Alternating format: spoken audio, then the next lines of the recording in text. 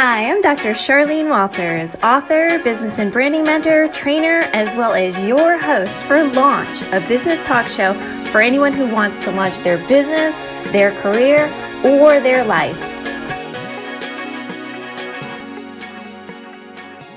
Hi everyone, welcome to Launch. I am so thrilled today because we have an amazing guest. We have Hayley Segar. She is the founder of OneWith Swimwear, and more importantly, she's a UConn grad. Welcome to the show, Hayley. Thank you, Charlene, and go Huskies. Yes, you said it. I wanted you to give the audience a little bit about your background and what you do and how you got to where you are today. Absolutely. So, hi, everybody. I'm Hayley Segar. I am the founder of OneWith, as Charlene introed. I have a line of patent pending swimwear that fits and feels like seamless underwear. So it's very much second skin swimwear. It's dig free, elastic free, edgeless. So it just lays flat on top of your skin, very much one with your body.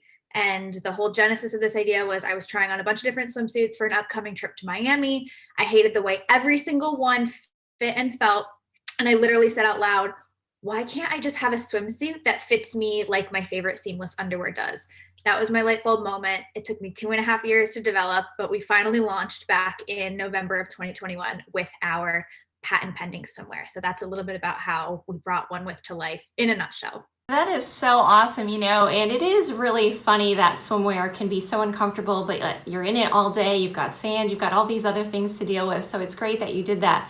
What inspired you to become an entrepreneur? Is it something you always wanted to do?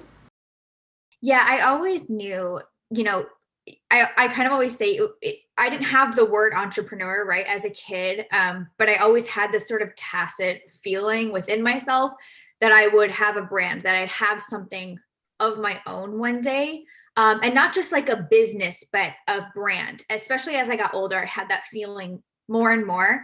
And I always trusted that a really organic idea would come to me. I've never seen anything amazing happen after like tons of think tanking and really contrived brainstorming. I do think the best ideas are organic. So I had to have that trust within the universe and within myself that that perfect idea that I would know I'd have to run with would come to me. And that was OneWith.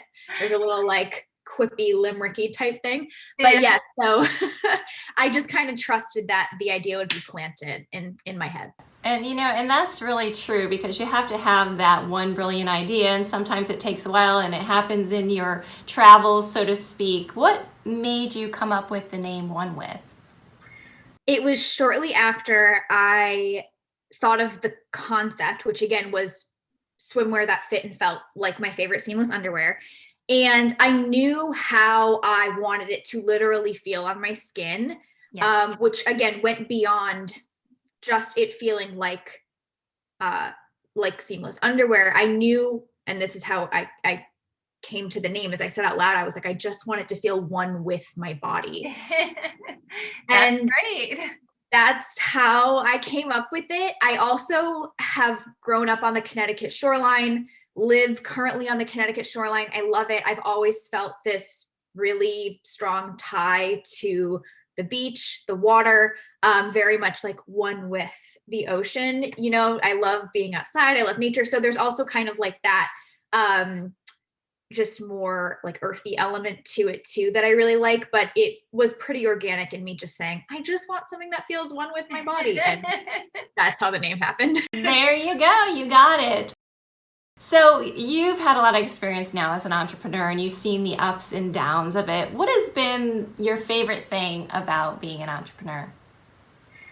It's so funny because I say this out loud too, and it's a connection that both of us have, is you and I have, is UConn. UConn was a massive part of my like comeuppance as an entrepreneur. Yes. In that I went through their accelerated program.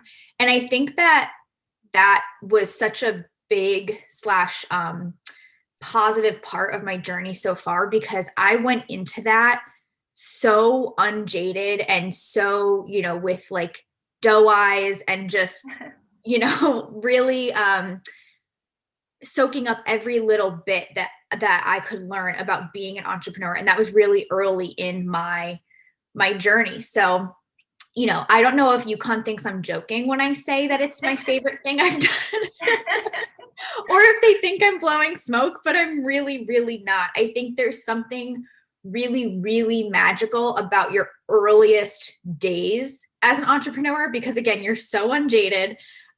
You have everything to look forward to. And I hope that people watching this who are in that like super, super early stage are soaking it up, because I'm so glad that I did. I knew what I had at that time. And yeah, that was my favorite part. I do just love it in general, but if I had to pinpoint my favorite part, it was the earliest days, specifically with UConn. That was 3 years after I graduated college. So really unique timing and stuff for me to be in that accelerator. So that was my favorite part. That is awesome. Yes, it's great to have that support. And I think all entrepreneurs need support, because you feel so lonely otherwise. You're going through so much stress, so much turmoil. You're taking this risk. You're trying to make this big leap. And if you don't have that support around you, it can be daunting. So I'm glad that you had those resources there to help you. And it's really is a magical community there for sure. So Absolutely. On the flip side, there is a good about being an entrepreneur. What has been the least favorite thing for you so far, being an entrepreneur? I'm laughing because I'm so uncomfortable. Oh God. It's the hardest thing I've ever done. It is. It's really, I think any negative thing that happens, if you're a part of a team, if you're a part of a big workforce, even if you're a higher up in that workforce, like there are still other people to share the brunt of, the whatever you're going through, right? Right. When you're an entrepreneur, specifically a founder, a solo founder, that is, you are the only person to bear that brunt. There are people who will be stakeholders or care a lot, but no one cares as much as you. So founders need to remember that, A, and B, it makes everything so much weightier, because it's like, oh, you're not going through it alone. You kind of are. Like ultimately you kind of are, even though we have these great support networks and I've got UConn, UConn will never feel it like I feel it. So that's for sure. So I think, again, there are so many waves we've had to ride, but I think instead of pinpointing just one, I'll just kind of talk about what that experience is and why it feels so negative to the founder. Hopefully that makes sense. That riskiness is the hardest part, and waiting on those contracts, waiting on the money to come in, like all the little things, the manufacturing. I know you've had a lot of ups and downs along the journey, and that's pretty much the standard of it all. But at the end, it's all worthwhile. And so many people talk about working 80 hours just so you don't have to work 40 for someone else, and that kind of sums it up in many cases. So yeah, absolutely. A lot of the entrepreneurs that I work with, they have struggle sometimes with getting their product just right or making their company stand out. What would you say it is that makes your company unique? I mean, just our patent pending concept, having that sort of patent pending, value prop to leverage indicates in and of itself in the IP world that there is nothing else like it, right? Yes. So you have to go through, for anybody who is about to go through filing their provisional patent or wants to in the future, there's so much that has to be done to basically cite prior art. So anything that your design might have been in or concept might have been influenced by. And part of that is proving that there is nothing else like it on the market. There is no other raw cut bonded swimwear that fits and feels like seamless underwear. So we solved a problem in a really unique way, solved a big problem in a really unique way. So that's our value prop. That's what sets us apart.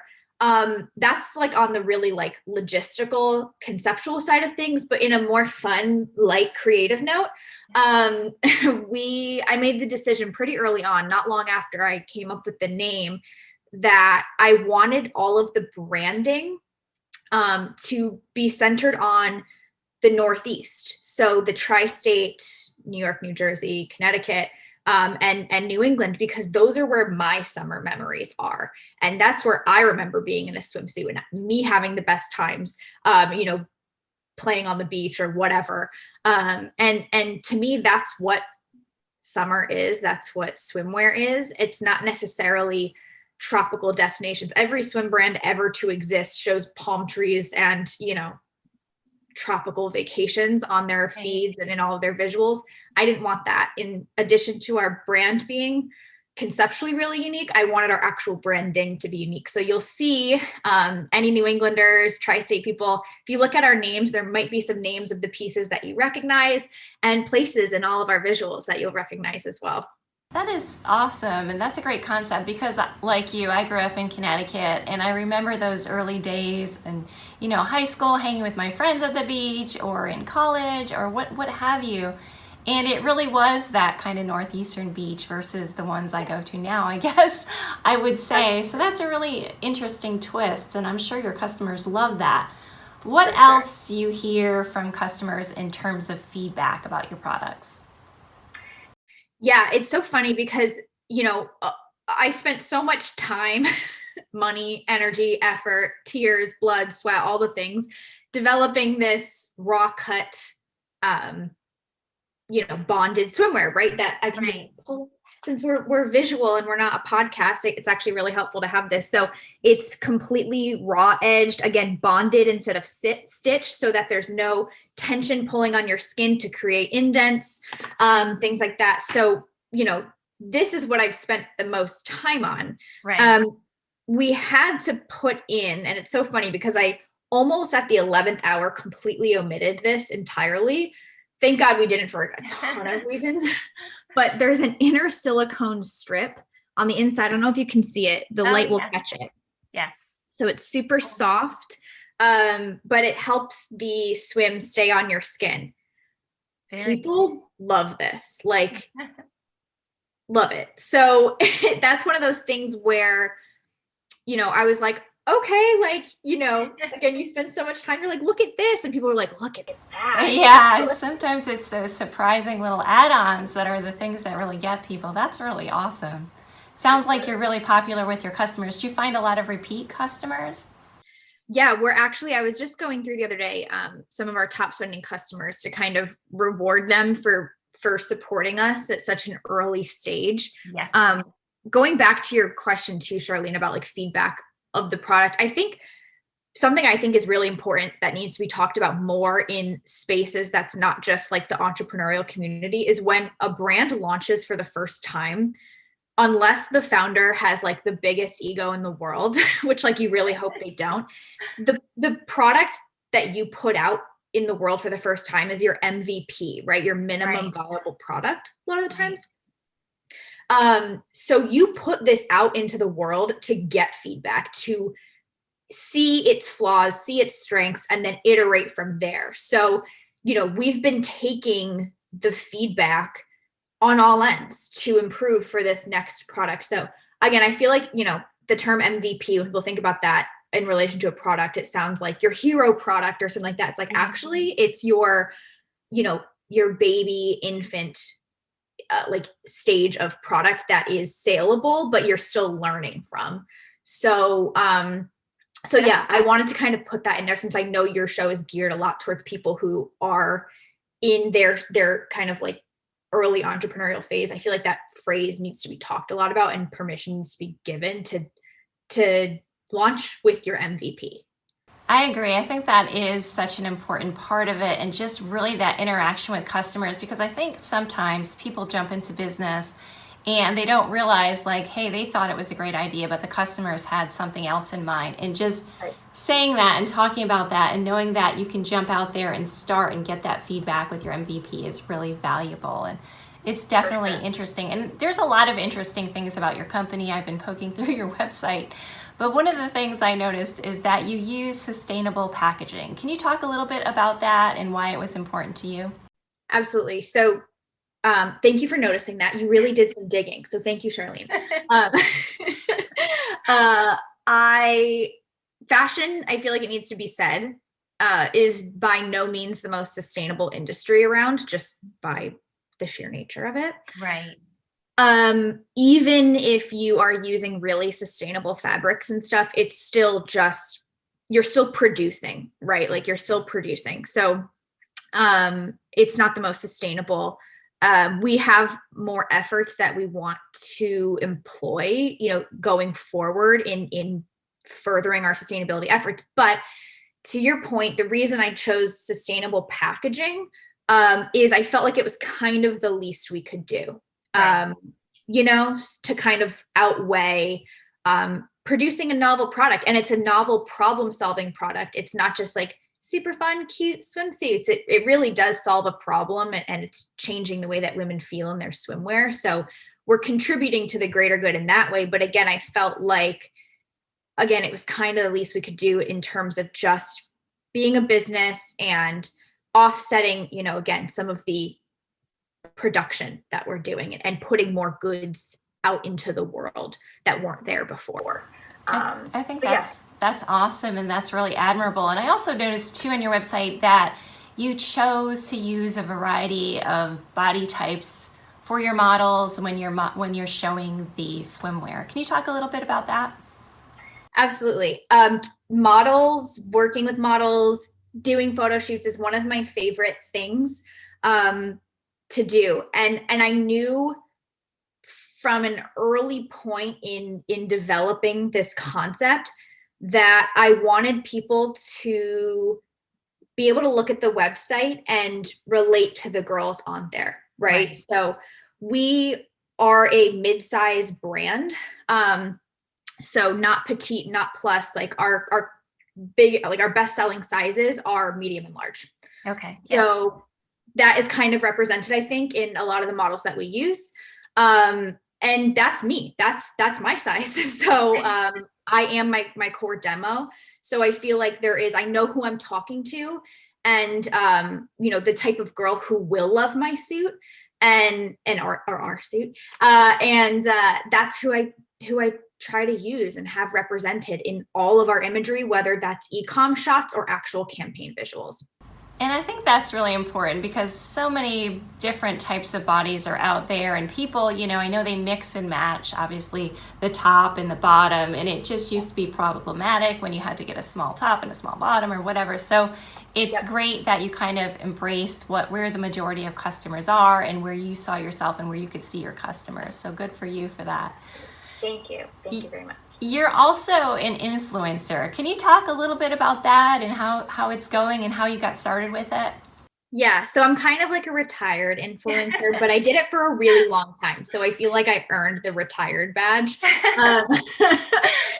But yeah, so I started on YouTube when I was 12 years old. Oh my goodness. Yeah, like wouldn't recommend that. My kids wanted to start when they were young, and I didn't let them. See, I should have. Good for you. No, Charlene, I'm in your camp though. Like, no. I didn't tell my parents. I really should have. I've always been very secretive. I don't know if that's the right word, but you did your own thing. I did my own thing. I keep things close to my chest. Probably should have had parental supervision. So good on you.